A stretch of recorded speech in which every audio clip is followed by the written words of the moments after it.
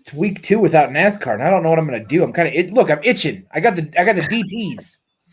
Welcome everybody to Dueling Aces. Yeah, we're skipping the intro. It's just me and Bruiser hanging out this evening. Zolt is on kid assignment. Don't I think we don't know where Adam is. Suds is still having technical difficulties. Good. And it's 6 days from SummerSlam. Yeah, and I know that Adam is still working on finalizing up getting another laptop or something so he can. Is that what happened? Did his computer blow up? His computer blew up. Yeah. I'm gonna have to get a new computer here in November because Microsoft is stopping support in November for Windows 10. Well, Sean turned around and picked up a laptop for $150. Sean Halfhill? Halfhill, yeah. He had his show, This Is Horror show last night. He's got his nice little setup all squared away, and he picked up a laptop, he said, for $150. I was like, nice. Very nice. Yeah, no, we were talking about the Olympics.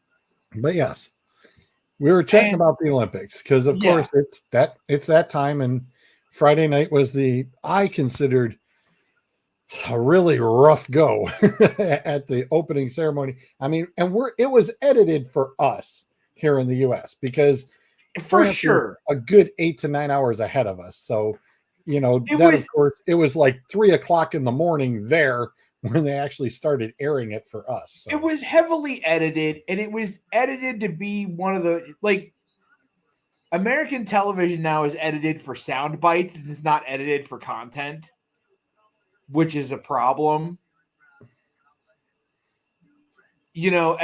Everybody does the TikTok editing on things.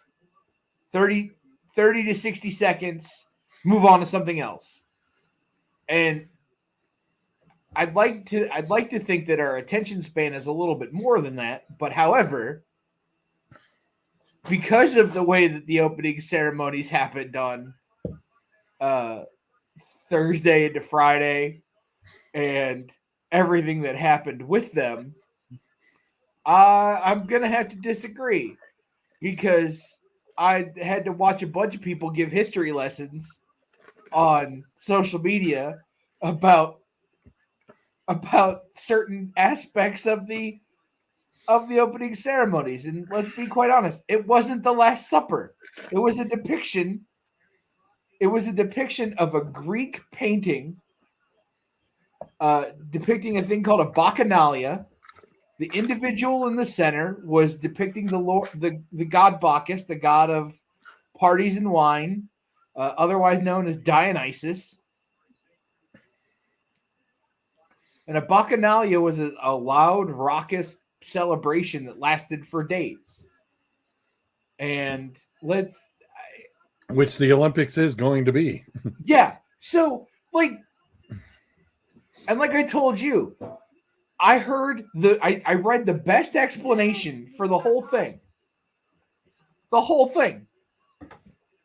Somebody in a comment thread was an American living abroad in Germany, working in Germany, had been there for a couple of years, and said, as an American living in Germany, I could tell all the American citizens back home that the rest of the world views America like Americans view Florida.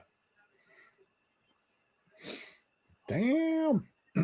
And just watching a bunch of people, mainly conservative Christians, get up in arms over well, I think it was a lot of the Catholicism. It was Catholicism and conservative Christians. We're going to paint them with a broad brush. Okay. I know no politics, no religion, but we're going to paint with a real broad brush here because there are plenty of people that I saw that aren't Catholic that got up in arms about it. Well, and I saw the reverse. I saw a lot of on my Facebook thread specifically too. And I saw the opposite, of folks saying, we're really not sure, they took the flip side of the aspect of not being up in arms and saying, with how the Lord was with everybody. It's like, hello, Oh, and so I've seen both. I've seen both arguments. I saw a bunch of pastors and religious leaders jump all over it. Like, hey, the people that depicted that would have sat at Jesus's table, and the rest of you would have been told to go away. Like, yeah, I don't want to get into that debate at all. Right. I Right. don't. We're not. Yeah. But I think we as Americans get all up in our feels around Olympic time. And the thing is you got to remember, we're not the only citizens of the world. You know what I mean? Correct. You're talking about a country whose history more than triples ours. You know what I mean? 100%. Yeah. Thomas, France has been around for a very long time. So the depiction of Maria Antoinette was great. The goddess Sienne, who was the goddess of the river that they did the parade down with all the athletes on the boats. They poured aspects of their culture and their history into that opening ceremonies, and we as Americans were like, it's not freedom in America. We don't like it. Like, I can't get with that. Like, I loved the opening ceremonies of the 2012 games in London. I thought Beijing was really cool too. Beijing's were awesome. Beijing's were off the chart. I was like, wow. The drums and all that, it was great. Like, I think this we was need to take France's unique opportunity, France. Look, I said it in our chat. When they played the French national anthem at the end of the opening ceremony, that's the only time that song is going to be sung in the next 2 weeks, because surrender is not an Olympic sport. Oh, I will poke fun at the French at any chance I get. Well, we won't be airing this in France anytime soon. the thing, DA banned from France. That's fine. The thing I think we as American citizens need to realize is that every 4 years, depending on if it's the winter or depending on if it's the summer, so technically like every 2 because they offset. Right. We get the opportunity to view another country's history, culture in kind of a snapshot Cliff Notes version, and we should be appreciative of that. We should be, if you're going to highlight American culture, because the games are here in 2028, they're in LA again. Yep. They're in LA. I think they're in San Diego. They're all over Southern California. And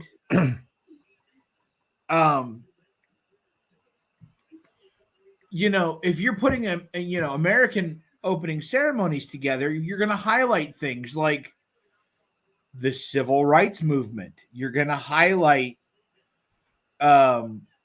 moments in American history that exemplify what it really means to be an American, to be all men are all individuals are created equal, freedom for all, like that type of stuff. Uniquely, at one point we called ourselves the melting pot of the world, right? Yep. So you're going to highlight all those cultures coming together. So we should appreciate and view it with an appreciation when we get to see it elsewhere. I would love to see the games in places like Italy or, Turkey, places that are Dubai or even India. Line it yes. up, man. Yes. Line it up. Can you imagine? That'd be pretty cool. I mean, can you imagine the opening ceremonies in India, and if you've never watched like some of like the Indian dancers and stuff like that, how cool that would be. Yep. I'd be all over it. You know, even the Tokyo opening ceremonies for the Summer Games in 2020 was 2021 were pretty cool. They were a little bit muted, but they were cool. Right. Well, you can only do so much when you're strapping around COVID. So sure, I get it, but yeah, but I they think, did, but they did well. They did well enough when they were in, for what they did for COVID. I mean, they adapted themselves to how they had to change, because you're preparing for this for 2-3 years. more than that. And I mean, the average setup for what they got to start when they're starting to do it, it's like, okay, what we're doing, when we're doing it, the production stuff, it takes about 2 to 3 years. But You got I to mean, figure. still, You the got to COVID figure. hiccup that big time. You got to figure the United States found out that we were getting the 2028 Olympics in 2020. Now, it just so happens that LA happens to be a huge sports town and they have several arenas and stadiums that they can host events in, right? But places like Salt Lake, when they held the Winter Olympics, they've got to come in and build all that stuff. You know what I mean? Can you hear me? Yeah, we can hear you. Why can't Why we can't see? I? Yeah, I'm invisible. Good. Oh Lord. Oh Jesus. Now we can't see him. We can hear him, but we can't see him. What in the blue blazes is going on? I have no idea what the hell's going on. You and But your computer, man. the idea that you get offended by watching another country's representation of history and culture is just asinine to me. Yeah, like I said, I was watching it more, especially for as much production as I do, with a lot of different stuff with the podcast and different things in general. I looked at it production wise and how the camera stuff was, and I mean, and to do it all in the rain, it's like, yes, but the how they were flipping between the cameras and everything, it seemed like it was really poorly done. And if you want to be offended by anything, be offended by that stupid hot air balloon that they're using as the Olympic torch. I thought that was cool. I thought that was I says, okay, I get it if you had it stationary. You got that sucker up in the air. I think it's on a tether.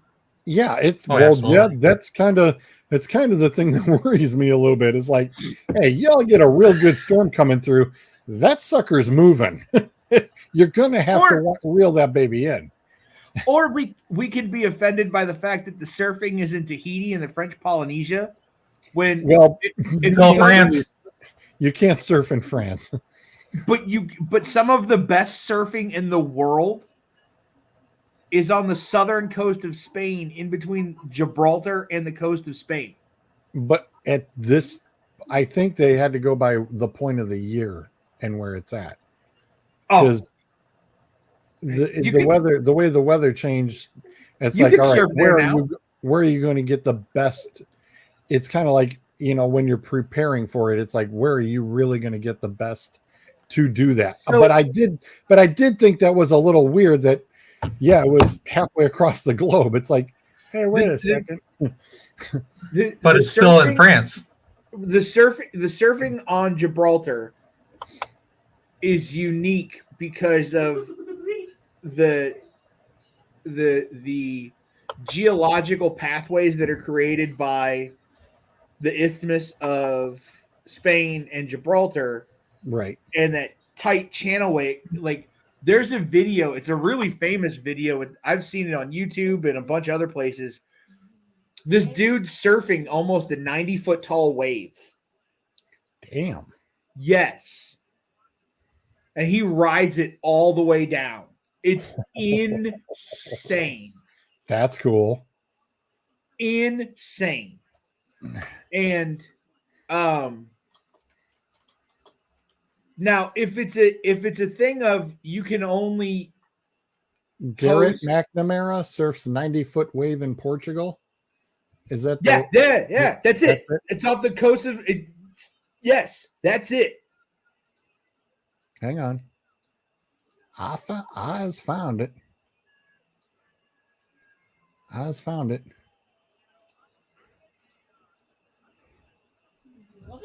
Hey, we found Suds. What? Like this Dude, dude? nuts. Look how deep the crest of that wave gets.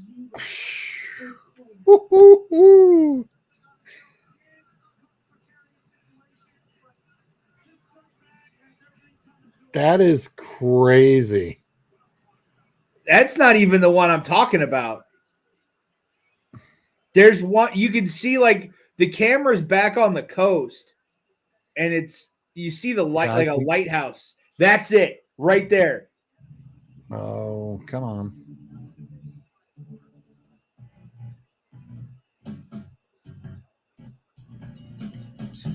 Yep. Okay.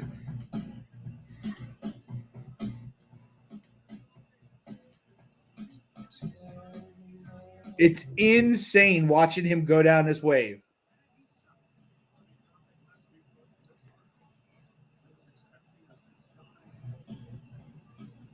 This is boring. But there you go. See the wave building up? Dude, that's nuts. Yes. Now, can you imagine Olympic surfing there? I was going to say that jet skier is like, dude, I'm out of here. That's the jet ski dude who's pulling him. He's like, no, dude, you're on your own, man. Watch him. Like, look at that depth. Look at that depth in that sucker. Yes. And that area of the world routinely gets 70, 80, 90 foot tall waves.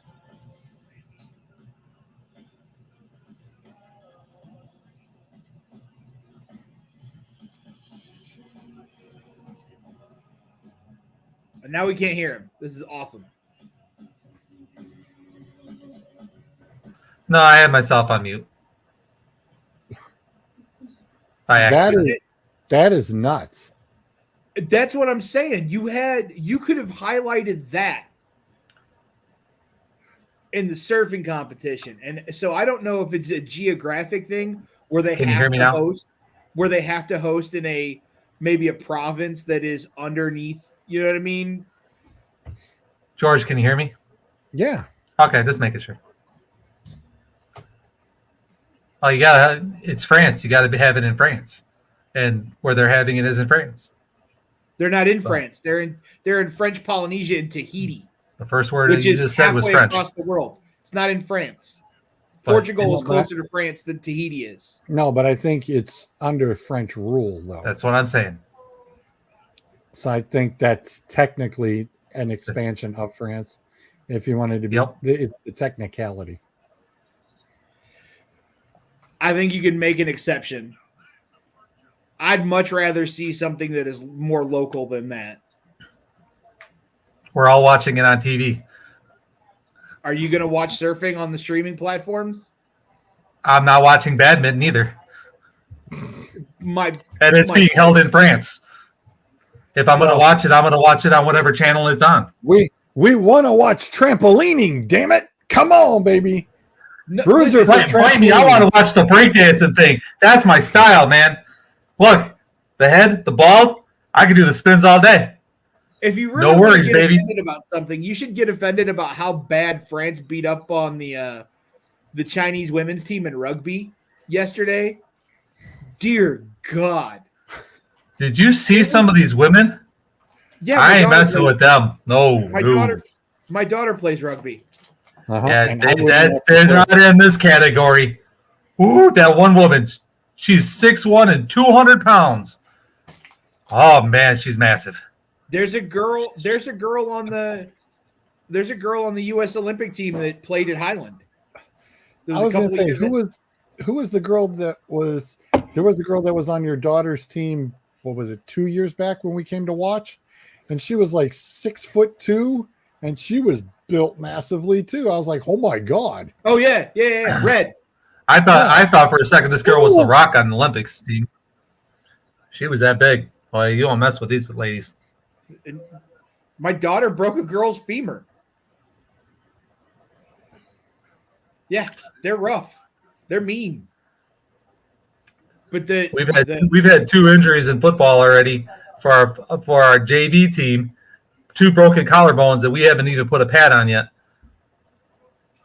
I've been watching rugby because my daughter played rugby and I'd like to see the US women's team get the gold. I was watching it yesterday. The US beat Brazil and France beat China. And one of the commentators said that might be a preview of the gold medal game, is that you might see France and the US in the gold medal game for rugby. I'm like, that'll be good. Because rugby sevens is way different than 11s. Yeah. So far, the U.S. has got the most medals. They got 20, but 9 of them are bronze. Only 3 gold, 8 silver, but 9 bronze. They're going to win the gold in gymnastics. No, I don't think so. Yeah. Remember, Russia's not in the Olympics. They weren't allowed. There are some representatives there. They're flying under an independent flag. They're not. They're not Russia. They are not Russia. They're not. They totally are.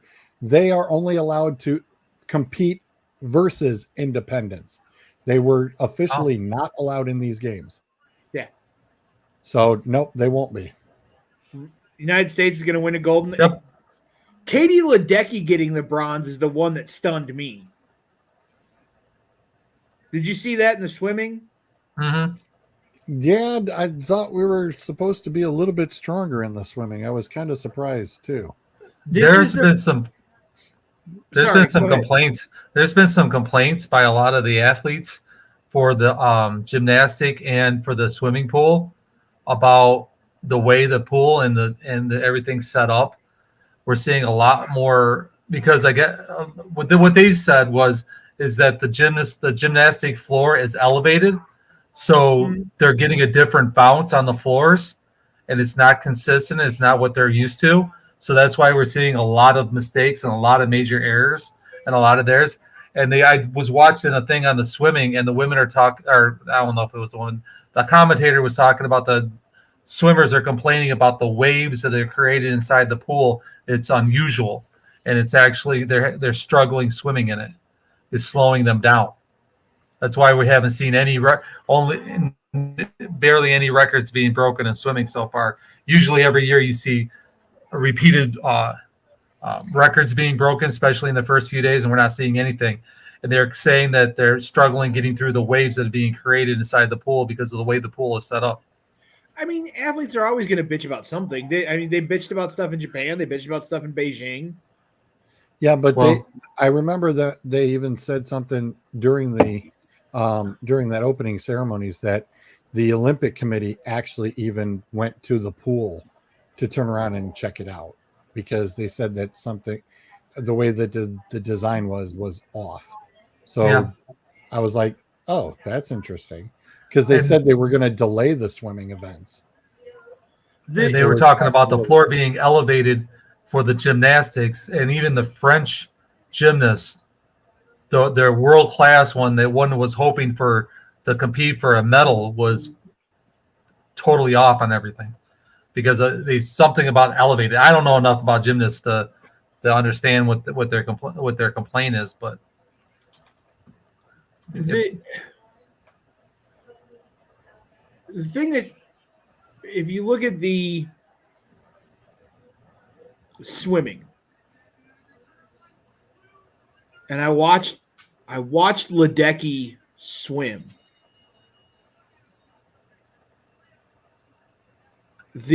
She just seemed. Take the issues with the pool out of it. She seemed off.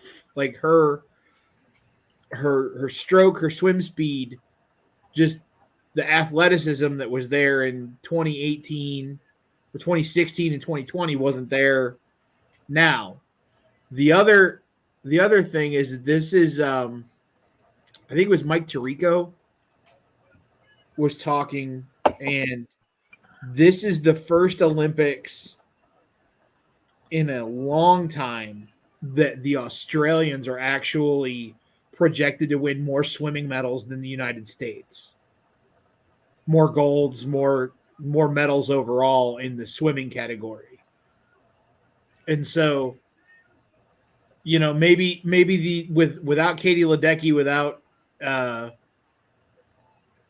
oh God, what's his name? Michael Phelps.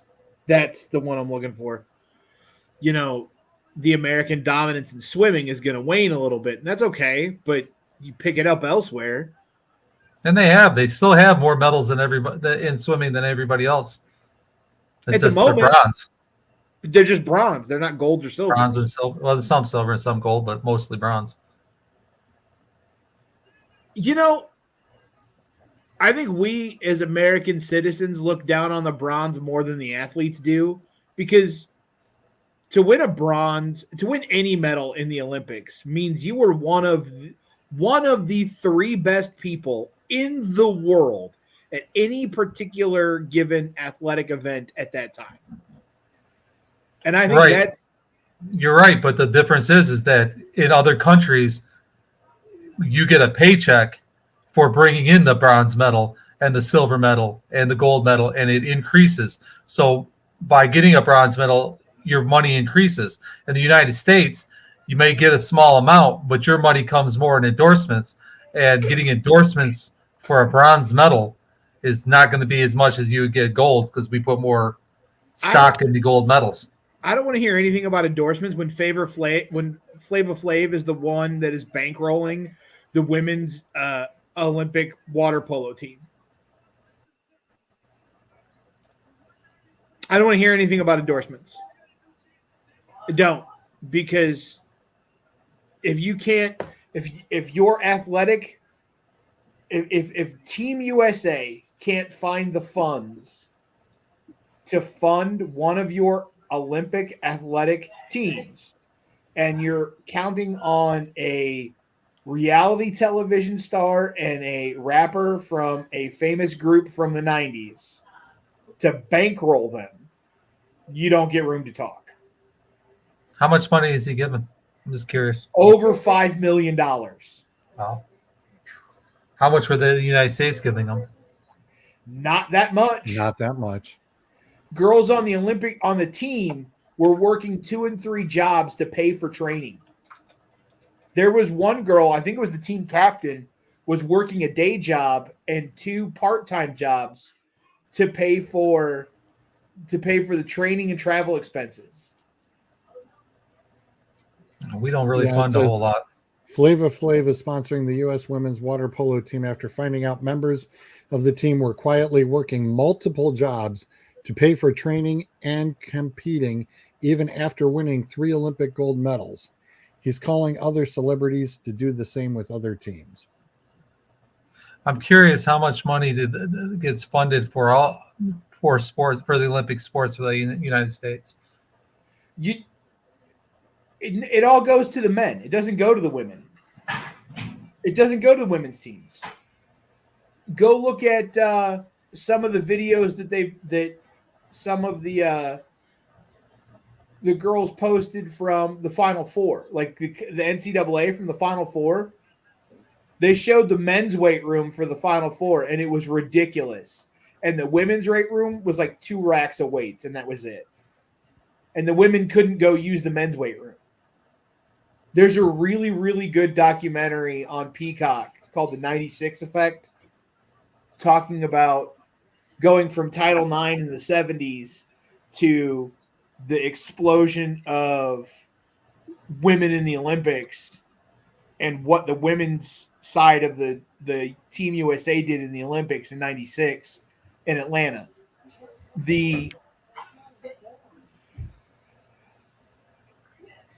Unlike most countries, the U.S. does not provide government funding for its Olympic and Paralympic Committee athletes. Athletes and their families often shoulder the lion's share of the cost of equipment, travel, personal coaches, and membership and competition fees. Some work side jobs to earn the additional income. So nobody gets funded. Nope. You You'll try to get somebody to be a sponsor. That's about the best you can do. you But really that's think up the for men's that's up U.S. to the basketball sports. team is going to have to worry about sponsorship? That's the athlete. The athlete has to get the sponsorship. They have to obtain The their own U.S. sponsor. men's Olympic basketball team is all that's all NBA self-funded. stars. That's all self-funded by those guys. But you're talking about multi millionaires. Yep. That's the problem. That is the problem. You are representing your country in the Olympics. You should be funded by your country. I don't disagree with it. I don't disagree that all the sports need to be funded. They totally should be. I will say this, and I'm not trying to get political. 56% of the U.S. national budget goes towards defense. Take 2% of that, put it towards your Olympic program. Imagine the Olympic program you would have if you took 2% of the defense budget. Good night. Good night, bub. Hey, dude. Hey. Love you, bub. Love you too, Dad. Good night, Bubba. Night. But just imagine that. The hundreds of billions of dollars spent on defense. What? Take 2% of that.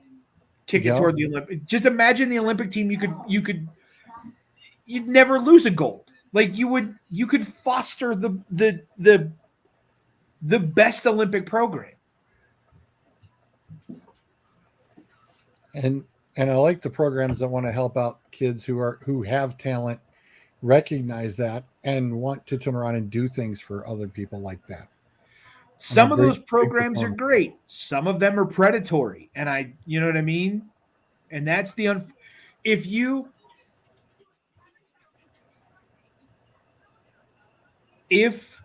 had a fully funded Olympic program for all of your Olympic athletes that was government funded, run by Team USA, the stuff that happened with the Michigan State doctor because it was taking place in the Caroli's gymnastics camp and elsewhere probably doesn't happen to the level it happened. If at all. If at all. If at all. You know what I mean? Yep. So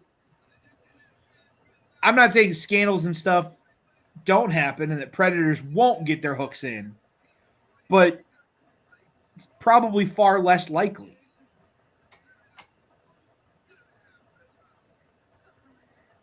And if you can filter that funding down to the local level, I mean, when I was in high school, we had a swim team at Cloverleaf. We didn't have a pool.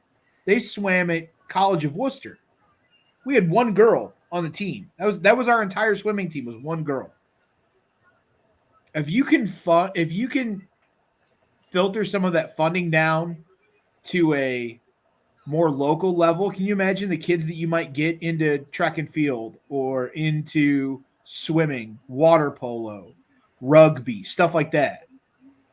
World sports.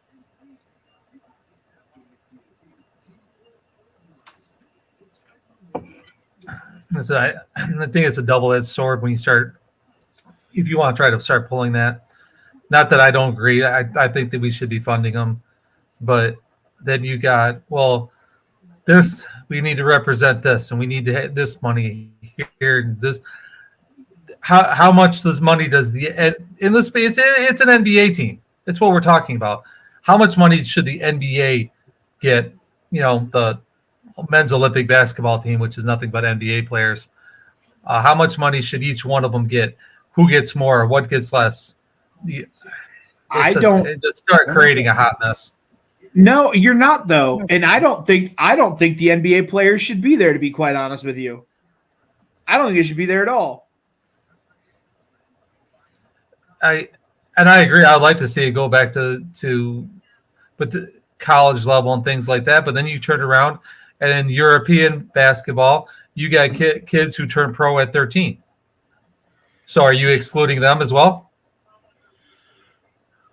Because remember, Luka turned professional at 13 years old. So did Joker was a professional well into his teens, just into his teens. Basketball is a global game because anybody can take a milk crate, staple it to a telephone pole, and play basketball. Soccer, you need 2 posts and a ball. America is one of the weird countries that seems to have to capitalize and corporatize everything. You've got all of the youth, the high-end youth programs for baseball and basketball and pricing out, families and geographic areas within the United States because you can't pay to play. You know what I mean? You're expecting somebody from urban Detroit or poor areas of the South to pay $1,000, $1,500 for a season of basketball on a AAU team. Like it's ridiculous. I think if you are 18, I think there's a way to kind of legislate the rules for basketball in the Olympics where you can. You also have to do it for soccer as well. Sure. Because the professional soccer players are in the Olympics. Sure. Okay. Yeah, Messi shouldn't play in the Olympics. And what about tennis? They're all professionals as well. You're looking at a whole group of people that are in the Olympics right now, European and United States, that are all professionals. You got tennis, you got soccer, you got basketball, golf too. The golf dudes are there too. Golf to me should not be an Olympic sport. It just shouldn't. And let's get rid of. Please take breakdancing with it. Breakdancing to me, I'm willing to give it a shot because it is an athletic art. I'll give it a shot. But I said throw bowling in. Come on. Bowling should be. But they have to hold a beer in the left hand while doing it. It's got to be mandatory. It's got to be a professional style. No. It's only guys from the Midwest that are allowed to compete either. Oh, come on. The thing with you get down a slippery slope when you try to legislate the pros out because they opened the door in 92. The U.S. did with the Dream Team in 92. However, it has reached a point where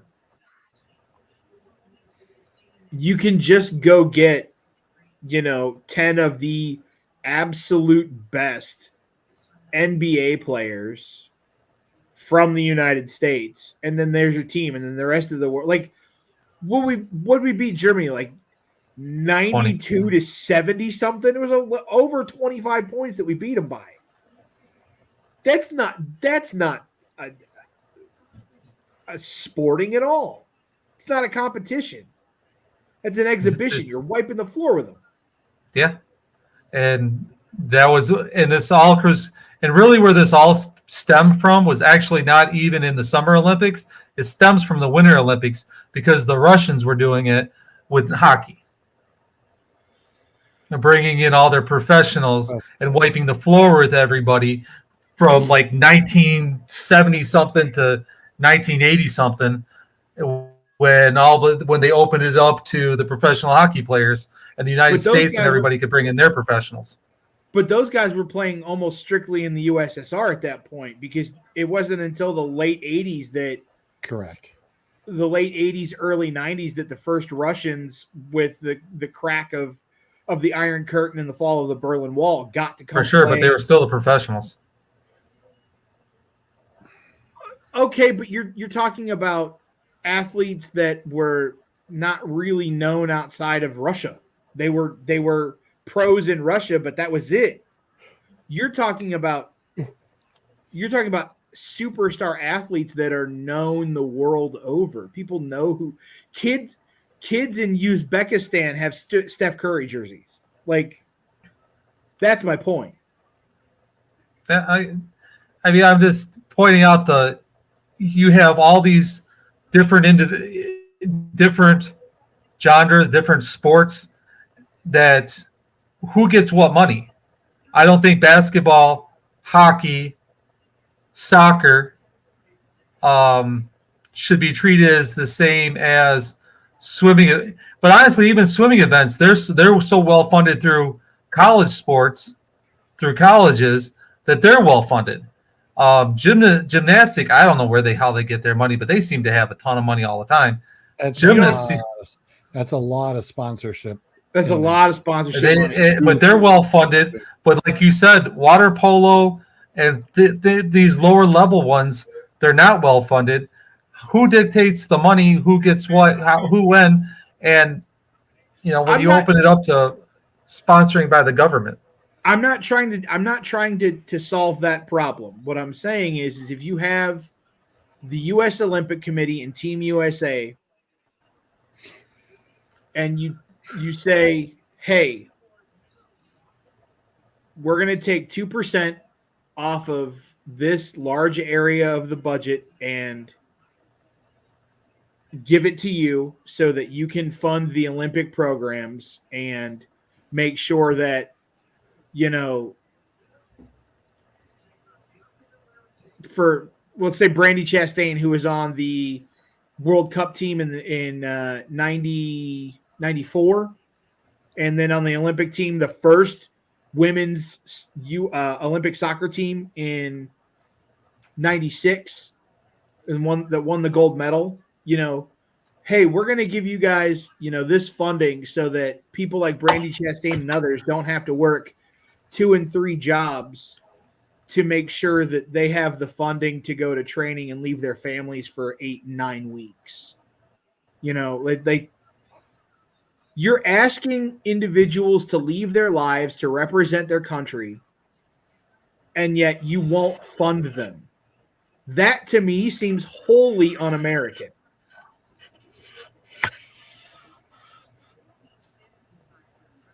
I'm not disagreeing with it. It's just a matter of who's fitting the. You could break it down to where each state should be funding some of these programs in the high school and middle school, school in the schools, creating these events. There's a reason there's gym class to open it up. Have you seen the kids running around today? They're like dough balls. Nobody's paying attention to gym class. But my point is that it should be possibly funded more at the state levels, individual state levels. Chris, there's an Olympic training center an hour and a half from me, straight up I-90, going towards Ashtabula. There is a very large Team USA Olympic training center right here in Ohio. There's signs for it all off the highway. It's like a tourist destination. Mm-hmm. Geneva. It's in Geneva. It's in Geneva. It's on the way to Ashtabula. And it's for the gymnastics. Our state government is more worried about rolling back things that the citizenship of the state voted for last November, like the legalization of marijuana or decriminalization of marijuana, and making sure that porn stores close at midnight instead of and not a minute later, instead of funding things like Team USA Olympics or school lunches or things like that. So no, I'm not going to trust it to the state level at all. Or honestly, you can't trust the government to fund. You can't trust the government to fund anything and do things correctly. That's I'm not really saying what it boils it should down be to. run by the government. There is already a body in Team USA. You're asking for government money. You're going to ask for government interference. What I'm saying is if 56% of your national budget is towards defense and you outrank the next 18 countries combined in military might, you can take 2% of that and fund it towards some programs that might really need a whole lot of funding, like your Olympic team. I agree, but when the government says, here's this money, the government's going to say, here are these rules. And the government's going to have a say in everything. Listen, yes and no. My city of Waterford decided that we're no longer going to have to pay for garbage. We're going to put this in your taxes. We'll have the garbage. We'll have our garbage company come pick up your garbage. Don't you worry about it. Yeah, my garbage took like 3 weeks to get picked up this recently. That's what happens when the government, That's your stupid city government. Okay, government. That's your city. I paid $16 a month to the city of Wadsworth for my trash. I got 2 cans, and every Thursday morning they're empty. Wednesday night I wheel them down to the end of the driveway, and Thursday morning they're empty. You send your check to a company? No, I send it to the city of Wadsworth. Oh. And mine's the city of Vermilion. I'm just telling you what just happened. Yeah, sucks. These are just facts, dude. But we're okay. Yeah, it's not our fault that the city of Waterford decided to contract it out. That's your body. That's what I'm saying. You still I left it to a government. Doesn't mean your experience does not mean that that's what it is everywhere. I generally find that's the way it usually goes. The government sticks their nose into it and they screw it up. In certain aspects, I can agree with that, but give me the most successful government program besides the United States military. Oh, that's not even perfect. I'm saying successful one? Most successful program run by the United States government. NASA. Does NASA even exist anymore? Yeah, I don't think it exists anymore, George. They went bankrupt. Basically, they outsource everything. We don't even launch shuttles anymore. We used to go over to Russia and jump on their shit. Because the shuttles are outdated, dude. I think he just made my point. I think he just did, didn't he? I think he did. He did not.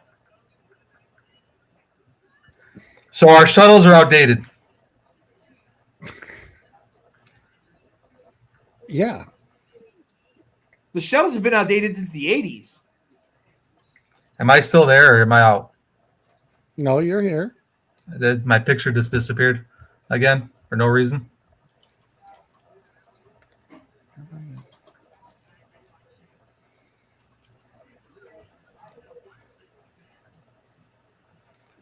Did he go away? No, I'm here. My picture is gone. I don't know what happened. I tried to do a share screen again. Whatever. What the heck? Oh, and I'll give you an example, Suds, of a government program that's extremely successful. What's that? Head Start. Ah, there you go. School? So you're saying school is success right now. It's a child care. The Head Start program. Oh, yeah, public libraries. Those are pretty successful, too.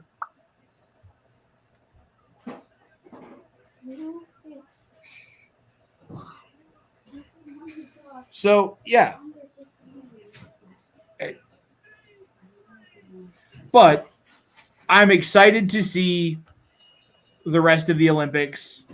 I know wrestling's coming up later this week. I'm going to watch it. There he is. When you were talking about the Russians and what they did with hockey, the Romanians and what they did with gymnastics in the 70s. Yeah, these are examples, perfect examples of why everybody jumped on this professional bandwagon of bringing professionals in because of what Romania and Russia. The Romanians state-sponsored the gymnastics program to be the best. They threw millions of dollars into this. Exactly. They threw money at it. And basically made this into a profession and they paid their athletes and they made it into a profession for them. Thank you for making my point for me, but Chris. That's why the NBA players are playing in the Olympics, and that's why soccer players are playing in the Olympics. Professionals. I never said I had a problem with it. What I said was you shouldn't have a reality TV star funding one of your Olympic teams when NBA players are playing in the Olympics. guys who make more money sitting down and breathing than some of your other U.S. Olympic athletes that are representing your countries and spend years getting to that point. And because LeBron James has more money than God, he can go play in the Olympics. And stay out into the bars until 3 a.m. while he's doing it. That's just a story that came out today. He was out until 3 a.m. bar hopping after the win yesterday. Jordan was gambling in Yeah, Barcelona. I know. He gambled. I was gonna say. Yeah, they don't care. Yeah, they're gonna win. They're gonna coast through everybody. I was gonna say don't play for another 2 days. Or it's like so let them go have fun. I agree. I thought it was cool. If I'm going to France, and you're like, if you're a person like that, it's party time the whole time. These NBA players can beat these other guys with their eyes closed. It's not even going to be a competition. Now that, especially with Durant back, it's going to be a wipeout. Just might as well end it right now and just give them the gold. That's also a problem. I'd like to see them play somebody like Canada or the British team and that actually be a game. Who does Canada have, NBA style wise? I mean, not Steve Nash anymore, but back. Well, who do they have? You just said they play Canada right now. No, I said I would like to. No, you misheard. Oh. You said that the U.S. is going to show up and win the gold, and I said, yeah, no, I would rather see them play somebody like Great Britain or Canada, and actually be a game as opposed to just let's hand the U.S. the gold because they have all the NBA players. I'd like to see another world power. Oh, you'd rather see Canada or Britain win versus the U.S. You'd rather see them win. No, I would rather it be competitive. Yeah, but you could almost take every one of the other teams and take their best players and put it on one super team, and you're still losing to the NBA players and to the pros. It's just they're stacked. They got about a dozen Hall of Famers on there right now. They're not going to lose. The U.S. had a dream team in what was it? 2004? Yeah, 2004 when they were in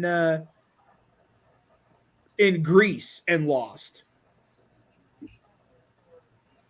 Yeah, they were not a great NBA team or a great. I think too many of the superstars set that out. There were a lot of superstars that played on that team, and they lost. In 2004, that was after. Was Kobe Bryant on that team? Kobe and LeBron were both on that team. In 2004, they were on that team? Wow. Yep. They must have partied way too much.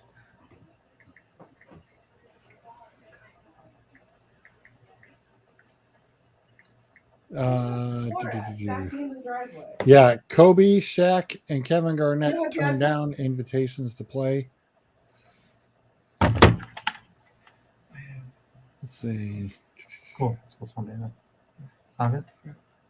I'm sorry. I had a twit asking me questions. I didn't ask you shit. Yes, you did. You said Kobe and Shaq turned it down? Yeah, the team consisted of Dwayne Wade, LeBron, Carmelo Anthony, Richard Jefferson, Tim Duncan, Allen Iverson. The team was coached by Larry Brown.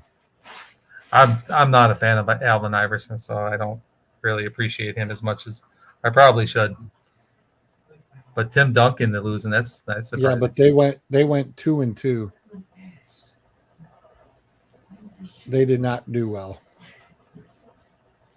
I can't. Is Bruiser speaking? Is he muted himself? Oh, he's talking to somebody else. Okay.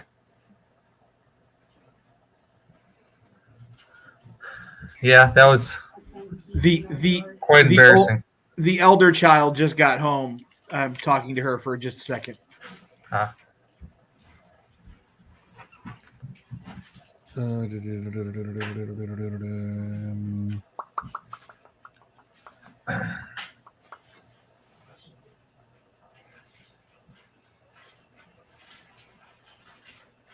Trying to see where There we go. That's what I wanted to see. So in 2004 they finished with the bronze. In 2000 and 92, 96, and 2000 they won gold medals. 2004 they finished bronze, but then 2008, 2012, 2016, and 2020 they've all won gold medals again. 88 and 2004 they won bronze. So since 92 they've got 1, 2, 3, 4, 5, 6, 7 out of 8 years they've won the gold medal in the Olympics. 7 out of 8. And you froze up. You got to be kidding me. Well, isn't this fun? Practice? Practice? Yeah, Chuck, that practice? Who needs practice? Suds, go figure. Hey, Suds is having technical difficulties too. Oh, I'm not having technical difficulties. Suds is. Suds I know. I heard you. For the first 3 months. I'm talking to the elder child just walked in the door. Right. So, but yeah, I disagree with his pessimism. Of course. Because I think you should. I think those athletes should be funded. And I mean, and especially for what the U.S. men's group makes, it's like, why not turn around and help with the funding with the women's, or any other team, or any of the exactly any of the other teams that would be really hard to turn around and be able to, even try to afford to be an Olympic participant. Your 4 biggest moneymakers on your U.S. Olympic team are your women's gymnastics, swimming, men's basketball, track and field. Yep. So why can't you do what the NCAA did for where college, not the NCAA, but colleges do when you have men's football and men's basketball raking in the majority of the money that gets distributed amongst the athletic departments? Oh, and when the Division I would play a lower ranking school, they actually donate funds to that school when they play them. Yeah, that's why Alabama gives our Sisters of the Poor like $6 million a year to get a 75-6 win. Or Ohio State played Akron, or right, Michigan played Kent, stuff like that, or then lost to App State or Toledo. Right. Yeah, and that's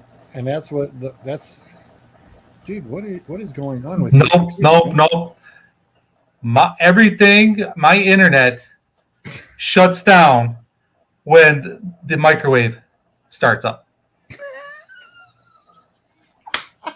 My phone does the same thing. I get nothing. That's the best one I've ever heard. Blame it on the microwave. No, it's true. He turned on Gabriel was making popcorn. As soon as he turned on the popcorn machine, the microwave, my screen went blank and I was out. The phone does the same. I can't use my phone either. I hope somebody fires up a Hot Pocket right popcorn. Nope. You want some? No, thank you. Oh, Put it in that's awesome. Okay. That's awesome. Oh, that's great.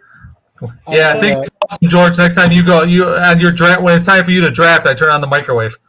I'm gonna bring the microwave downstairs every time the person picking right before me starts looking. I'm gonna hit it start. George, when is that draft, by the way? Which one's the Michigan one? Yeah. It is the 17th. 17th. The 17th? Yep. Okay, because we're going to Cedar Point on the 16th. On that Friday. Yes. So I'll just drive up to your house Saturday morning, and then we can figure out a good I will probably be leaving on the 16th. How am I supposed to get? I got to go hang out with Kevin. You're supposed to leave Saturday. We're going to drive together. I was going to say, I know Adam wants to come up too. So, well, I'll ride. Listen, you can give Adam the address of where we're going, and Adam and I'll ride together. I'll pick him up on the way. Right. We both have big Dodge Rams. We'll fit. Yep. I know he'll fit in my truck. Very true. Hold on, and knowing you and Adam, you guys would make the drive. I know you guys. You guys would totally make the drive. Hell yeah, I would. You'd do it in a minute.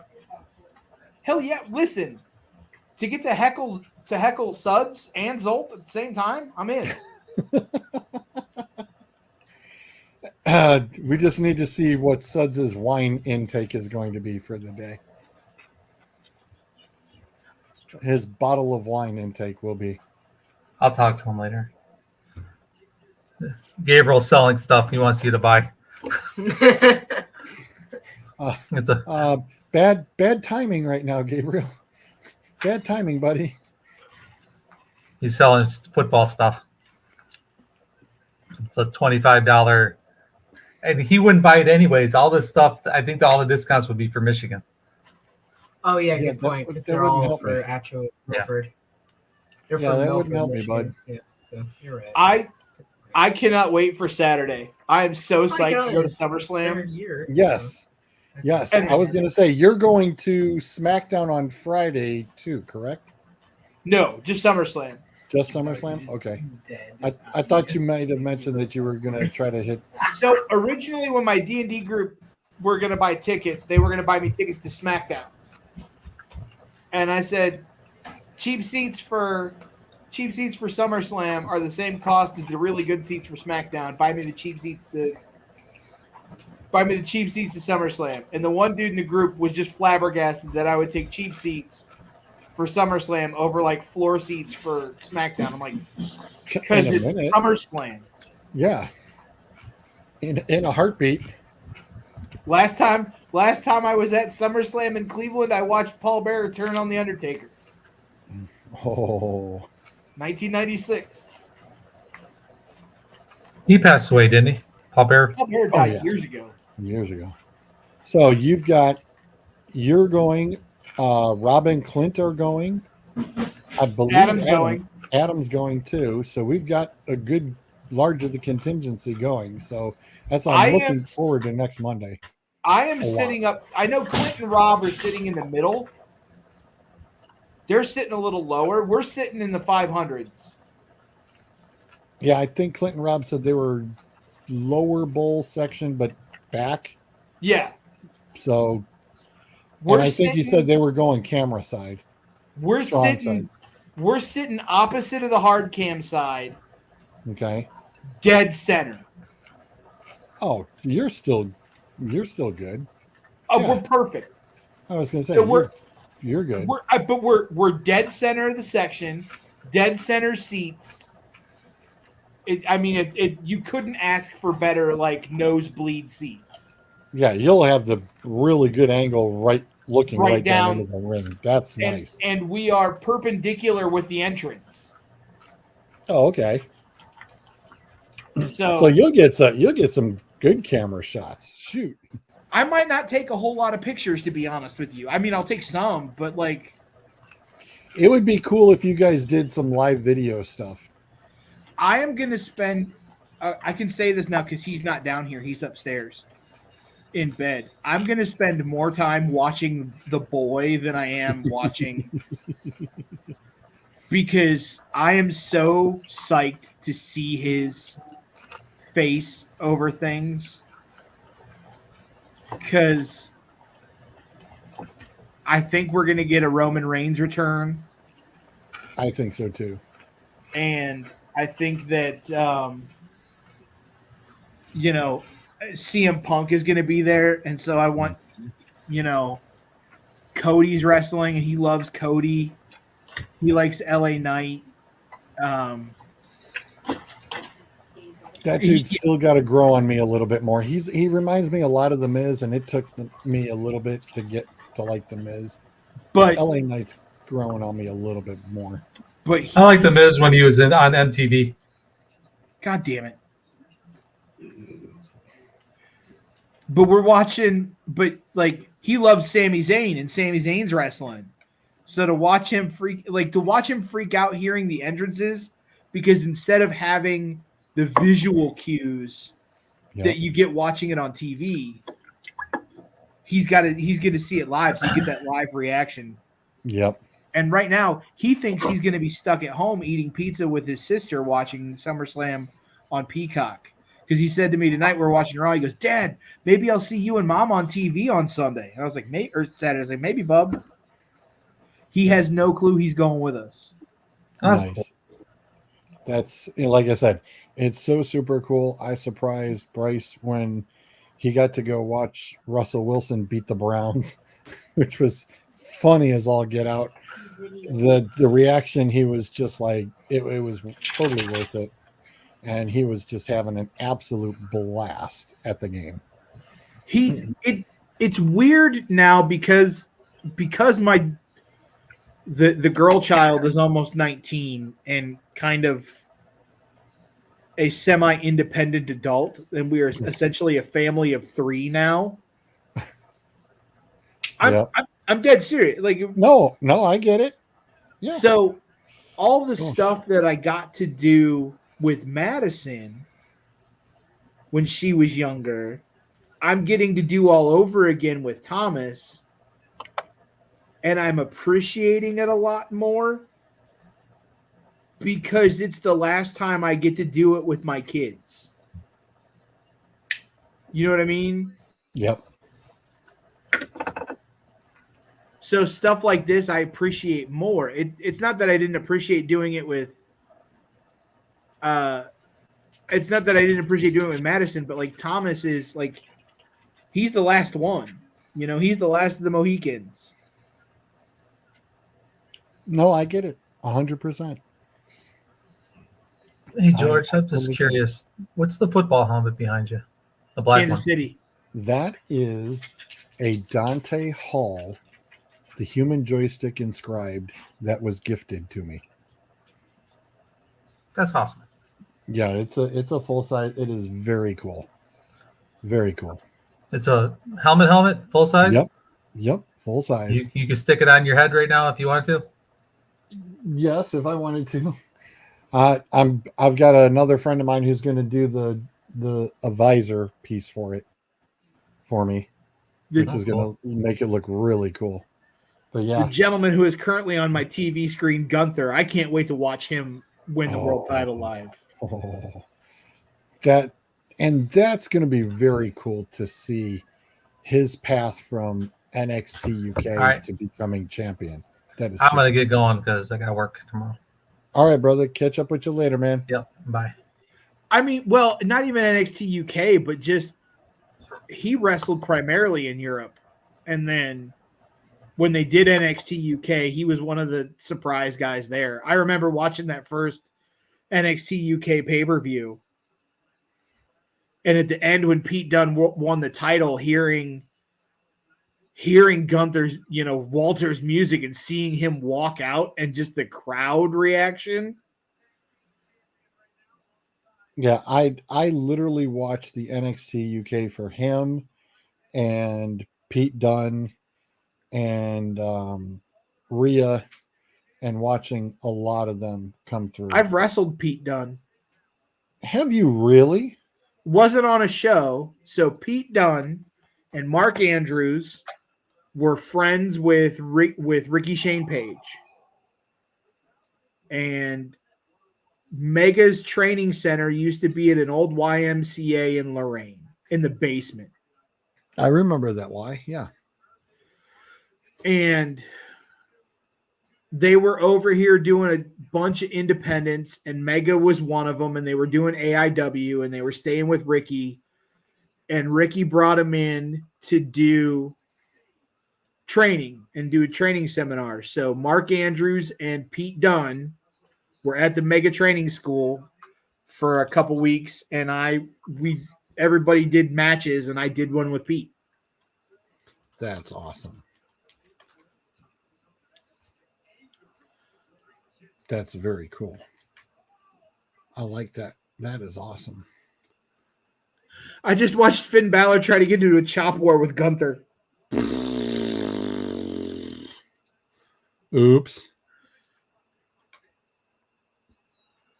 Well, you got to remember, I mean, Finn and Gunther probably wrestled each other 100 times or more. Right. But I like that they are using the NXT style format for pay-per-views now on the main roster. Well, Give that's me all 6. Triple H. It's all Triple H is doing. You know that. I know who's doing it is, but like give me 6 or 7 well booked, high profile matches that people are going to pay to see versus 15 that are card fillers that half of them are getting like 2 minutes. You're going to give me a 4-hour event with 7 matches and you're going to give me at least a half hour per match? Yeah, I'm in. That's what I want to see. I want time to get invested. Because I tell you what, that Punk Drew McIntyre match, I don't care who wins. It's going to be a good stinking match. That's going to be. And I hope they've got that last. I don't want to see the bloodline thing last. I want to see Cody Rhodes is going on last because he's the champion and he should. He should. Okay. You can make Punk McIntyre semi-main. And especially if Roman's coming back, yeah, that's the main. Yeah, that's true. Yeah. 100% the main. Yeah, that's true. Yep. I didn't think about that. Though So you got to put the bloodline match first, right? The bloodline match. Or, well, isn't it? Or is that, I'm sorry, I'm getting ahead of myself. They want to do that for Survivor Series. The bloodline versus bloodline is going to end up being at Survivor Series. Yeah, that's right. I'm jumping the gun a little bit with my storylines.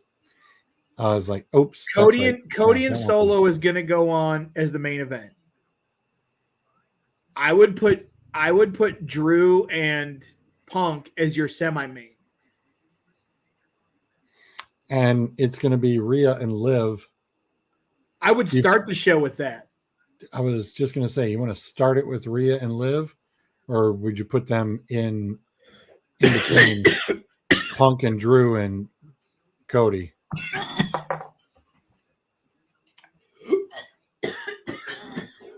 Oh, I got him coughing up a hairball. Holy Toledo. Yeah, Bruce. Hey, grab me one too. Oh, darn it, I'm empty. And grab me one too while you're out.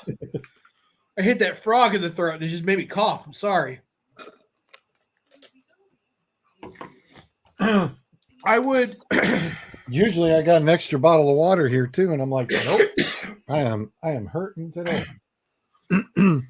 I would start with Rhea and Liv. Yep. Hold on. Let the research department pull up the card real quick. You do that. I'm going to grab a drink since mine's empty as well. And you refilled yours. Let me get mine while you look that up.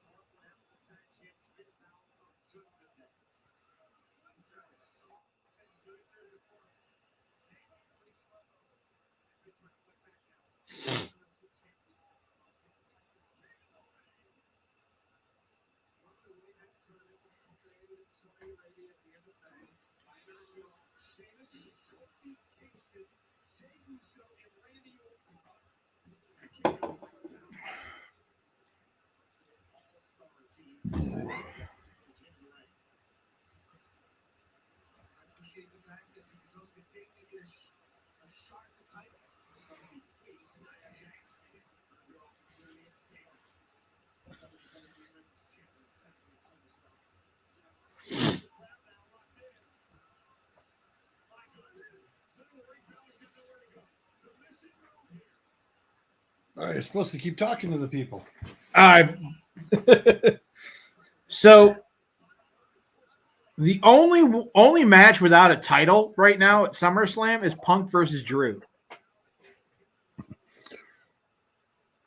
But the current card as it sits, the IC title, Sami Zayn versus Braun Breaker versus Ilya Dragunov.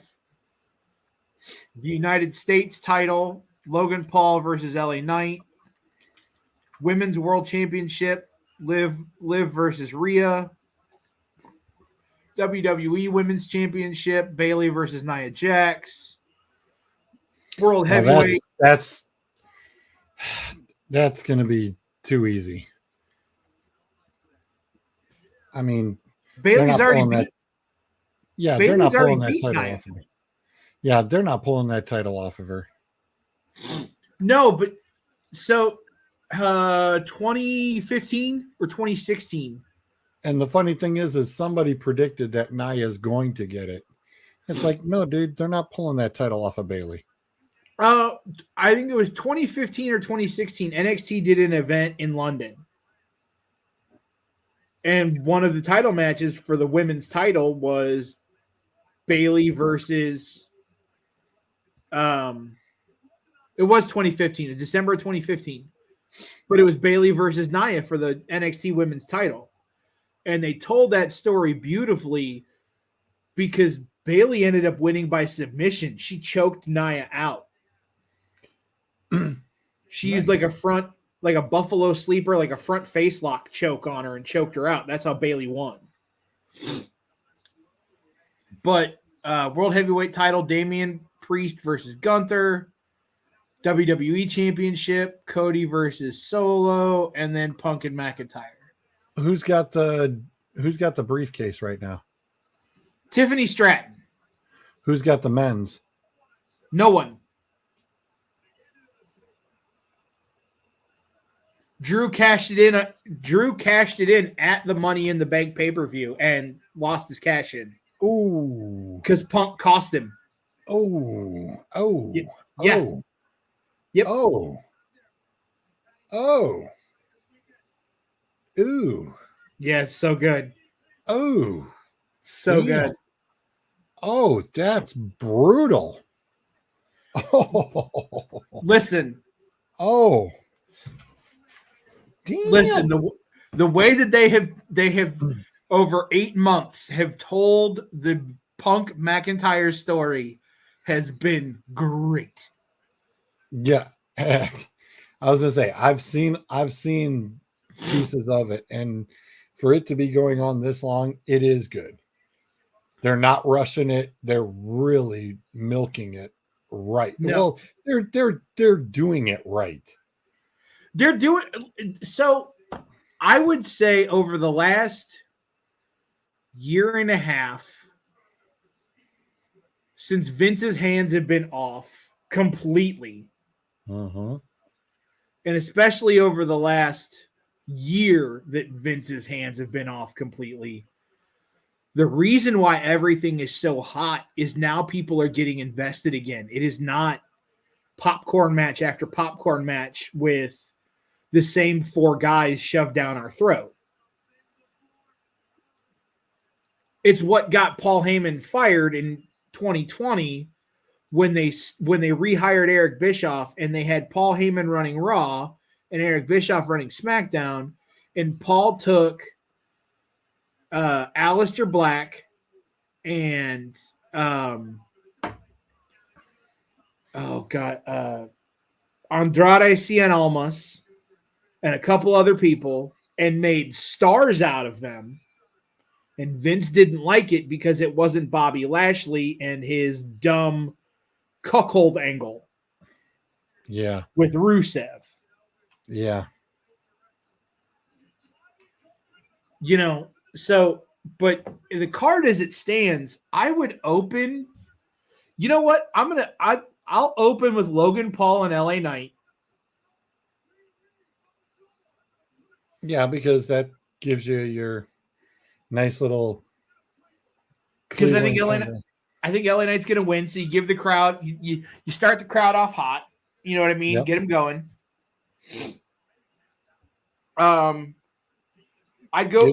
Gives you your Cleveland bump. We don't count Logan Paul. I'm just saying, it gives you your Cleveland bump. Well, the Miz is hosting, so like it's fine. Oh, well then, hell, we're getting the Cleveland bump right off the rip. Yeah. So yeah, that's true. Um, Hey, and as long as Maurice is there, you better get a. I'm gonna have to tell Adam, zoom in on that camera, dude. You're gonna get a good picture. I would go with. I'd start with Logan Paul versus LA Knight. Then I'd go Bailey Nia. And then Sammy, Braun, and Ilya for the IC. Is there a tag group? No, it's a triple threat. It's Sami Zayn versus Braun Breaker versus Ilya Dragunov. No, but I'm saying, is there a tag match? There's not a tag match on here. So they'll probably do the tag matches at SmackDown then. Maybe I could listen. So they got Raw right now. They've got Raw right now, and they haven't added any matches to the SummerSlam card. It doesn't mean that on SmackDown Friday night they couldn't add one more. I could see there being a tag match. Maybe they might add, the Bloodline versus Randy and Kevin. I could see them adding that at the last minute, especially with what's happened on SmackDown the last 2 weeks. Okay. But at the moment, there is no tag matches for SummerSlam. I was going to say, it sounds like the card's pretty full for what you want to do anyway. Sure. It's a solid full card. And you've got all your titles going, so most of your titles going. So that's another good thing. Oh my God. This is great. Gunther just choked out Finn and then kept the choke on after the bell, right? So Damian came running out, and now Gunther and Damian are legitimately fist fighting. Sweet. At ringside. I mean, it's a worked shoot, but like it's I'm in it. I'm in it. Because I can't wait to watch Gunther beat Damian. Because I think they're going to implode the Judgment Day at SummerSlam. Really? I was going to say, yeah, because I know that the whole thing with the whole, I think the Dom and Rhea thing have been really weak. Just an overall. It's okay, but I think Dom's going to flip on Rhea. Nope. No? I think he is. I could see it, but I think that Finn and Liv have been working together the whole time. And I think that you're going to see a switch because Rhea's already a babyface. She just isn't a full-fledged babyface yet. So I think you're going to see Damian Priest get screwed over by Finn Balor. And I'll go with you and say that Rhea gets screwed over by Dom and loses. And I think Rhea accident? accidentally on purpose, whatever. Right. But Rhea and Damian are going to be out of the Judgment Day, and Liv will be in. That'd be interesting.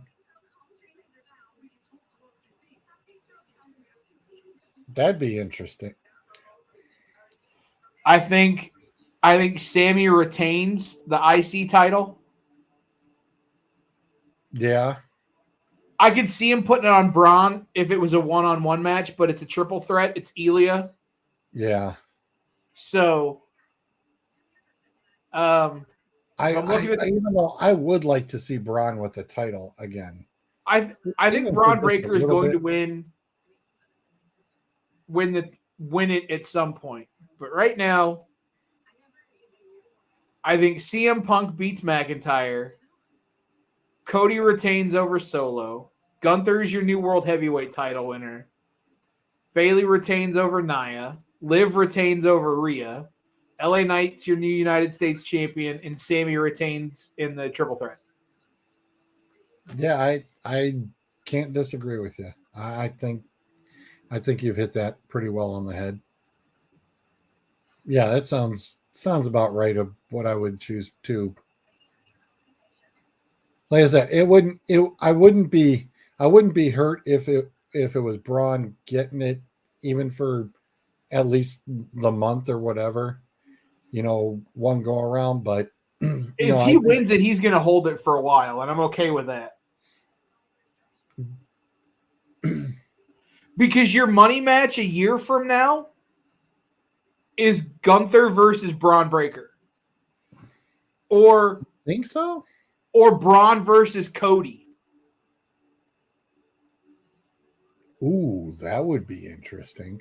Your money match a year from now could be Braun versus Cody. Ooh. No. Gunther versus Cody.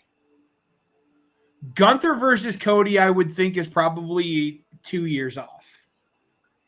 Really? You think that?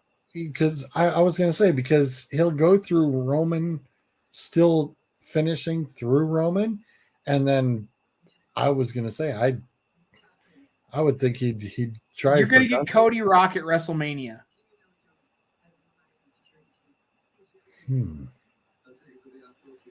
Cody and Rock. Okay. Or I'm not mad at it. Or you're going to get Rock and Roman at WrestleMania and Cody and Orton at WrestleMania. What's this? I've been a little off on a few things, but what's this whole thing about Cena's quote unquote farewell tour thing? He came out at Money in the Bank and said that 2024 or 2025 is his last year in the business. He's retiring. And so he's gonna do the major events. Sorry, my hips are bothering me. No problem. He's gonna do the major events. So he's gonna do Survivor Series. He's already declared for the Royal Rumble. He's gonna be at WrestleMania, but WrestleMania is his last match. Who do you think they'll put in with him? Or who would you like to see with him for that? For his last match, there are two people that I could think of that I would love to see him work that I think would be classics and would be great. And one of them is no longer wrestling.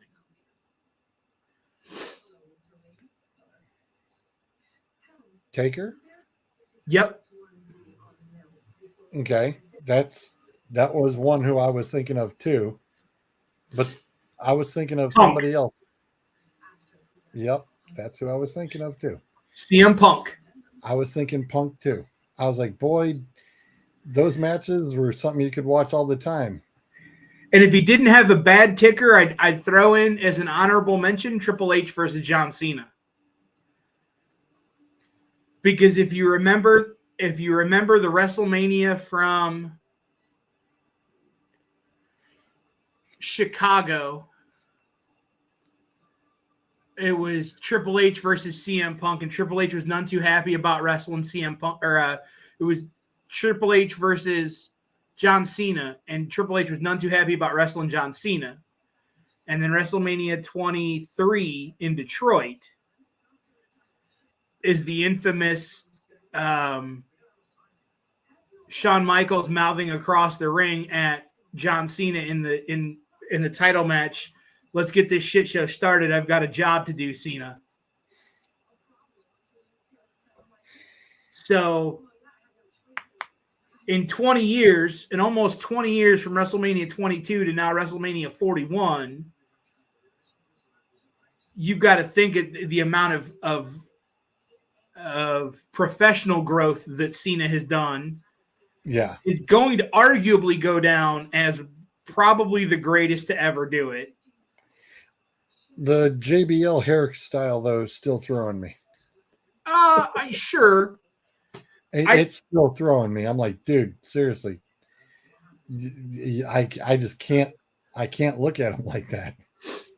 It's somebody who was it? Somebody posted it in our chat. They said, look, he's turning into Ernest. I went, oh my God, I cannot unsee that now. No, that was brutal. I'm like, dude, I cannot unsee that now. Anytime I see Cena, I see Ernest. I'm like, no.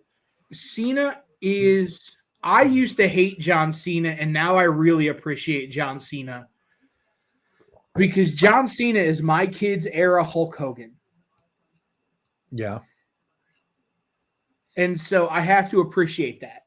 You know what I mean? Mm-hmm. The girl child loved John Cena like I loved Hulk Hogan. Had t-shirts, the wristbands, the hats, DVDs, freaked out whenever he came on Raw or when we went to Raw or SmackDown and he was there, you know. His music would hit, she would freak out. So yeah, like I appreciate that. And much like Cody Rhodes is Thomas's generation Hulk Hogan. Yeah.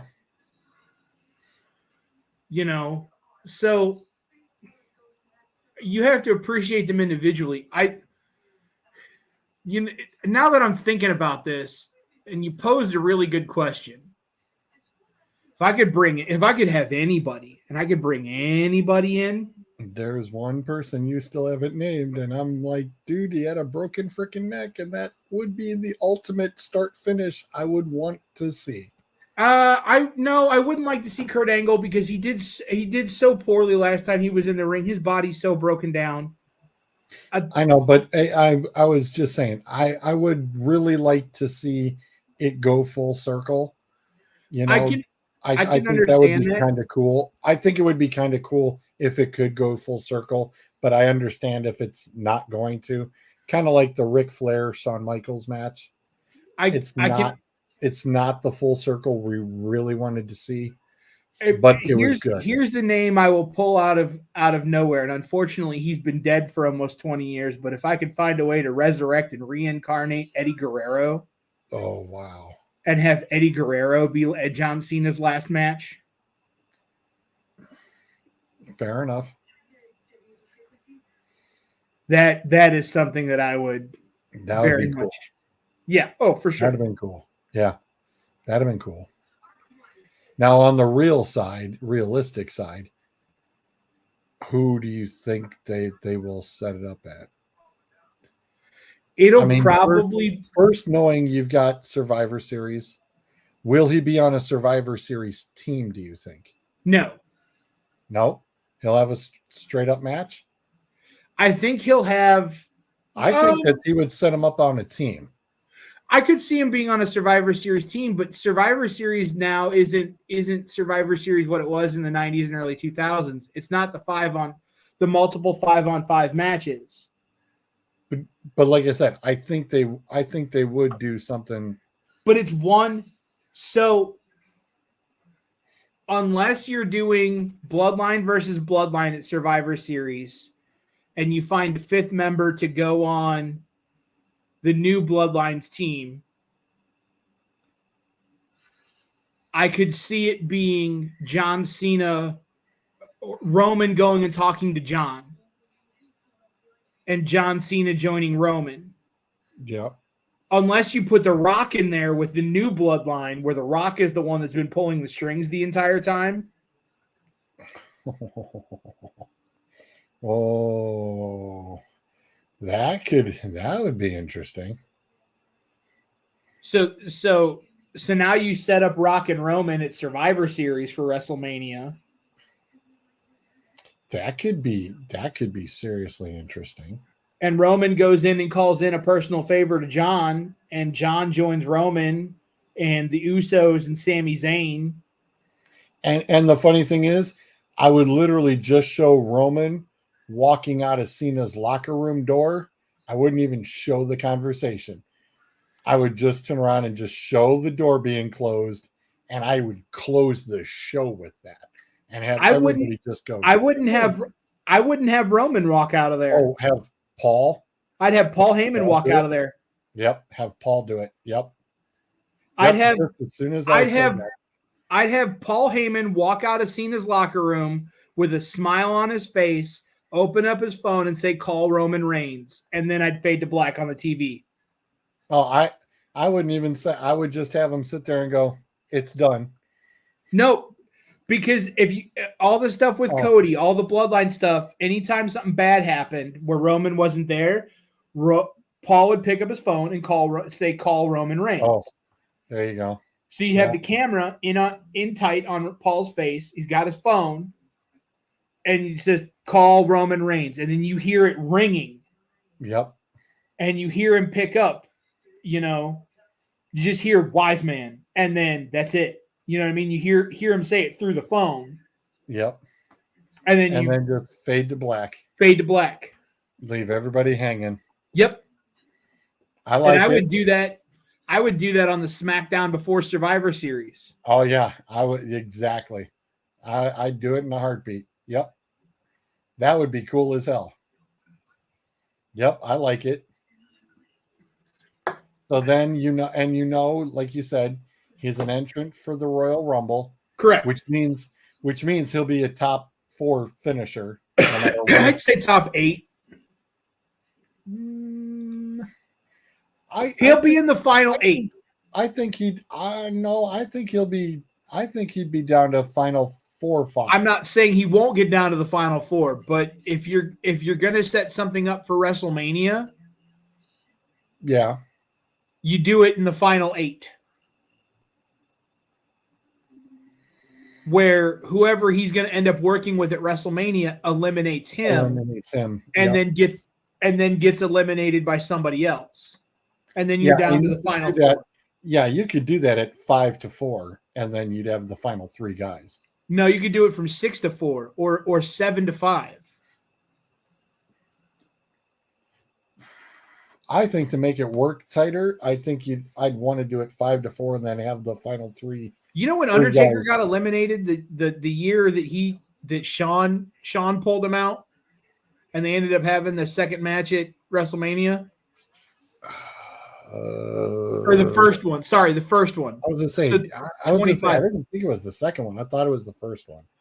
It was the first one, and it wasn't. They were down to the final 4. They were in like the final 12. Were they really? Yeah. Huh. Interesting. I'd have to, man. Were they really that far back? Yes. Huh. There was only a handful of people left. Okay.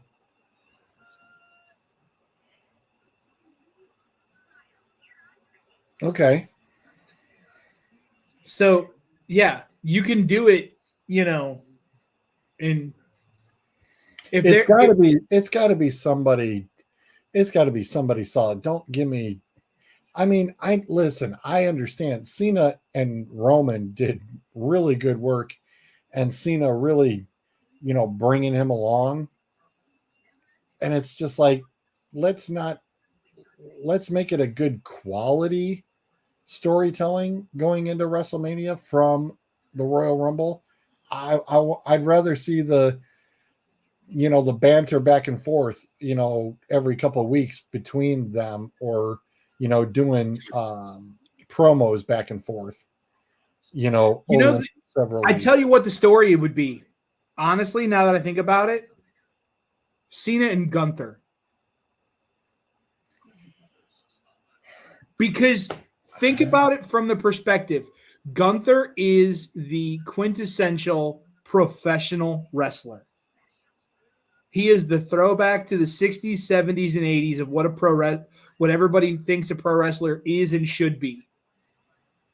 And John Cena represents the pomp and circumstance of it all from the late 90s and early in the 2000s. And It's kind of the last of the Attitude Era-ish. Ruthless whatever, yes. Ruthless aggression, yeah. But if you put Cena against Gunther, the story you can tell is old guard versus new guard. You know, Gunther is at the peak of his profession, and think of the insurmountable odds Cena would have to beat Gunther. And you know that Cena would just be getting his butt kicked anyway. I don't think Cena. I think it would be a 60-40 match. I think Gunther would get 60% of the match, and Cena would get 40, and it would be a very good match. But you have to make John Cena's retirement. The worst thing they did with The Undertaker was when they ended the streak, it didn't matter. It really didn't matter that they put it on Brock, right? Because Brock didn't need it. Nope. So he didn't need the accolade. Being the guy that retires John Cena is John Cena's last match, and you beat John Cena in his last match. That's something that can carry you for a year or two. Right, because Shawn Michaels didn't really get a whole big ordeal when he retired Ric Flair. So, I mean, Ric Flair, but that was handpicked by Flair with Shawn Michaels. Yeah. So I think you have to do it. It has to matter. Yeah, I agree. As I said, who does make total sense to turn around and do it? Gunther, Braun Breaker, up and coming guys that are going to be stars.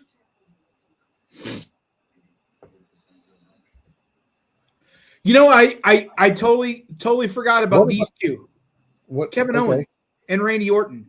I was going to say Kevin, but again, like you just said, there's got to be a good purpose and not just the match.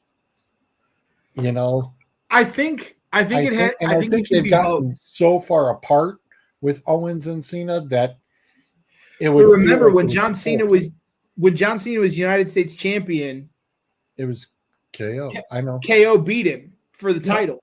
Yep, I know. And like I said, but I think they've pushed that so far apart now. I think it would almost feel like it was forced together. They've got almost 8 months to do it, and if they've proven anything, they know how to tell a really good story. So I'll see where it goes. Because I almost wanted to say you could turn around and throw LA Knight in there. Maybe. And do it. Or even just to really rile up people, you throw Logan Paul in to do it and act like a complete jackass. Please no. Listen, Logan Paul is about to be in the middle of a lawsuit anyway, so he's going to have some stuff he's got to worry about. Okay. He's getting sued over a failed video game that he tried to launch with cryptocurrency. And yeah, look into it. Wow. Shocker. Yeah, look into it. It's messed up. You know, because you were talking about, you know, a younger star. And that's why when you said that, I thought of LA Knight too. Sure. But LA Knight's not exactly a younger star. You know, LA Knight's the same age as I am. Get out. Mm-hmm. Really? Yep.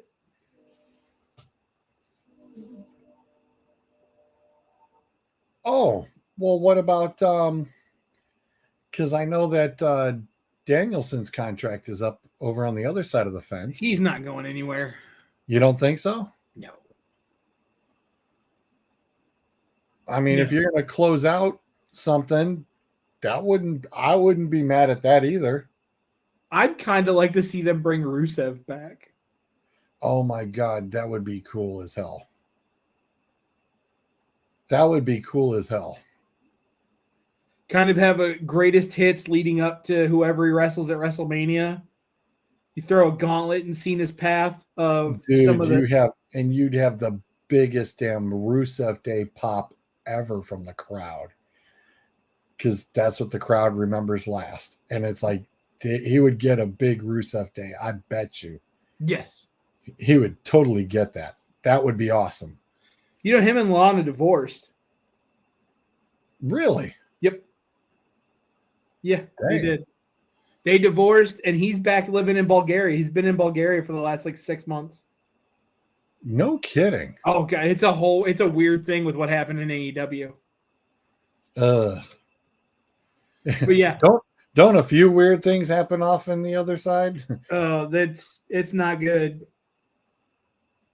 Yeah, I have some friends who are involved in it, and they're like, nobody knows what's going on.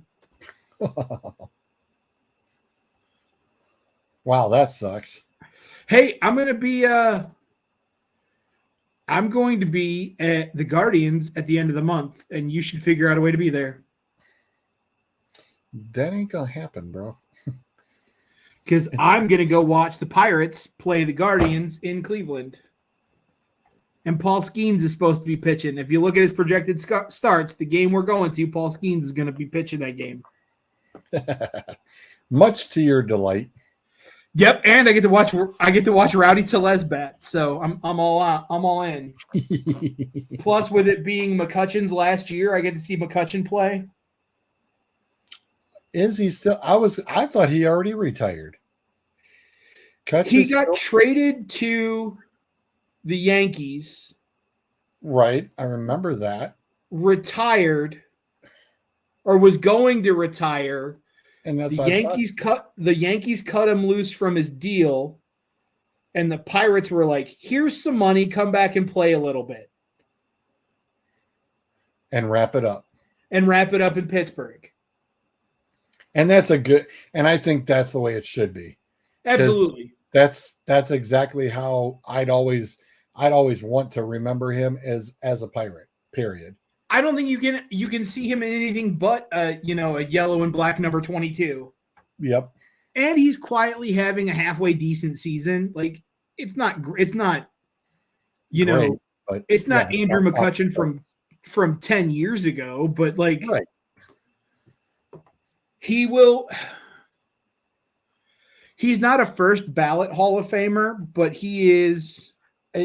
Don't get me started with that baseball Hall of Fame thing. I hate the way the baseball Hall of Fame voting is. Dumbest. Yeah, I think it's still the dumbest damn thing. But I think that eventually McCutcheon will be in the Hall of Fame. I think he has the numbers to support. If Stats was here, he'd say he's got the numbers to support it 100%. I also think that you got to take into account what a player meant to a team. And during the late 2000s and into the 2010s, nobody meant more to the Pirates than McCutcheon did. Yep. So I wouldn't mind. I'm kind of psyched to go back to the Guardians. We went to the Rubber Ducks on Saturday. Okay. I made a little cash fixing some chainsaw Saturday afternoon, and it was 90s night at the Rubber Ducks. So they were the Arrows for one night. They went back to being the Arrows for one night. Brought out the old Orbit, mascot costume, and wore the Arrows uniforms, painted the field with all the arrows. I mean, the ticket prices were back to what they were in the 90s. Oh, that's cool. I sat 3 rows behind first base. Nice. For $30 for 3 people. Cool. That's cool. I paid $30 for 3 tickets total. $30 total, not $30 a ticket. $30 total. $30 total. Yeah. So we spent $140 total at the game. 40 of it was on 50-50 raffle. Because the pot got up to 2,000 and half the pot. Yeah. Half the pot goes to Habitat for Humanity. So I was like, I can spend $40 for that. Yep. And the way that they did the tickets were 3 for $5, 5 for 10, 97 for 20. Oh, yeah. Because they were honoring 1997. That's so hell yeah. There's $40. It's some pretty good odds. And we were like a couple numbers off from winning it. Oh, Christina goes, if we just spent another like $10, we might have got it. And I was like, maybe. I was like, maybe, but like, hey, whatever. We spent $10 to park, $30 to get in, spent a lot of money on concessions. The first trip to the concession stand, I spent $31. We got a beer. Hold on. Listen to what all we got, though. Okay. Beer. Well, there were 3 AVs. Yeah, me, Thomas, and Christina. Okay. Beer, hot dog, nachos and cheese, pretzels and cheese, bratwurst, and a refillable souvenir cup that was refillable not only that night, but if we go back, it's refillable for the rest of the season, and that was $11. Not a bad deal. And then I spent 18 on, they had the mini helmet sundaes, so I got 3 of them. Gotta have one of those. And then I think we went back to the concessions and Christina got an Italian sausage, and we got a couple other things later on. But like, I went to a baseball game, dropped $150, got my money's worth, and I didn't feel cheated on the whole thing. And if you would have went to the Indians, it would have cost you $40 to park, and I was at the Indians 90 to get in. I was at the Indians the week before because I had gotten the free tickets, and I told you I did the math. It was almost $300 for 2 of us. Woo-hoo. If I'd have paid full price for everything. Wow. Yes. And they wonder why people don't go to the games. Why isn't anybody downtown? It's a small market. The Dolans need to sell. No, look at the prices. Mm-hmm. Look at the prices. Yep. I'm going to bite the bullet and spend money to go to the Guardians at the end of August because I want to go see my team play, because taking a trip to Pittsburgh only adds more money onto the financial burden of going to a major league game. And you probably turn around and eat before you go, which will save you a little bit on the concessions. Sure, but I think you got to get a lukewarm hot dog. You got to get a lukewarm hot dog and a flat beer at a ballpark. There's just nothing better. I wouldn't know about the beer park because I'm allergic. So, are you really allergic to beer? Mm-hmm. I know my allergist said you're allergic to beer and seafood. Let me know what bridge you're jumping off of because I would have been gone already. I said, well, it's a good thing that the smell of seafood, the shellfish, is kind of a turnoff to begin with. And I said, yeah, I've been wondering why I've been having issues whenever I tried to drink a beer. I said, that explains it all. So yeah, no, I'm good. So yeah, like I said, but drinking a beer, yeah, I get it. You got to have the hot dog with the stadium mustard. I get it. Yep. Well, hey, it's 11:30. I'm gonna get the hell out of here. Oh, Jesus. Well, for those awesome folks who are hanging out and watching on Facebook, on Dueling Aces, on the Twitch, somebody's been checking in on Twitch here tonight. They've been watching the whole show. I think that might even be Sanders. So nice. Thank you guys for tuning in. On next Monday, definitely expect the guys who went to SummerSlam will be recapping SummerSlam for sure. Who did what and how the matches went and what all these guys' opinions will be. And I'm looking forward to it. So it'll be an absolute blast. Plus, we will start to tinker in on, we're getting super damn close already. We've got fantasy football drafts that'll be upcoming in the next 2 and 3 weeks from now. And our predictions for the NFL seasons with the multiple divisions. I know that Sam and Tyler from Birds of the Gridiron are going to join us on that panel as well. So we're looking forward to a healthy possible 9 guests that night in a couple weeks. So stay tuned as these next couple weeks come up. It's going to be a lot of fun and jam packed as we get rolling through SummerSlam and the NFL over the next couple weeks. And hopefully some NASCAR gets back into play too, because 2 more weeks dying over here. And I know I need to update. I think I've already burned all my drivers. I think I got to put new drivers in. You were 0 points for the last 2 weeks. Oh, I feel so rotten. I do need to go back and make those changes. I am right now. I could still win the regular season if Chipper has a bad week, because I'm in a really good spot ahead of Zolt. I finally caught and passed Zolt. Oh, it's just a matter of time. But I am only 60 behind Chipper. No, that's doable. Yes. That's real doable. Oh, yeah. You both are probably really doable to catch him. Zolt's like 150 behind him. Yeah, but with how much time's left? There's only 3 races when we come back. Really? Before the playoffs. Oh, yeah. Okay. So they're off this weekend. Yep. The next Sunday they're in Richmond. And it's 4 races. So it's Richmond, Michigan, Daytona, Darlington. Okay. So yeah, so we got a little bit of NASCAR to follow up with too. So and that's the last 4 races of the regular season, and then we get into the playoffs. So hooray. Yeah. And then of course we'll be full on to also preview college football in 4 weeks.